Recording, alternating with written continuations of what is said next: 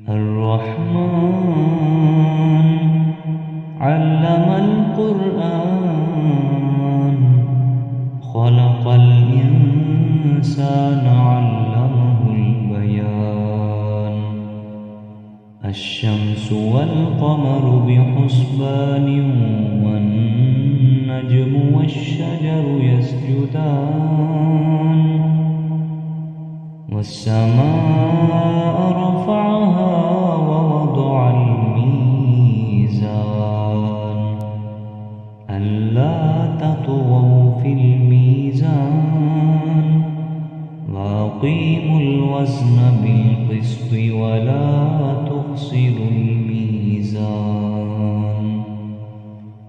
والأرض وضعها للأنام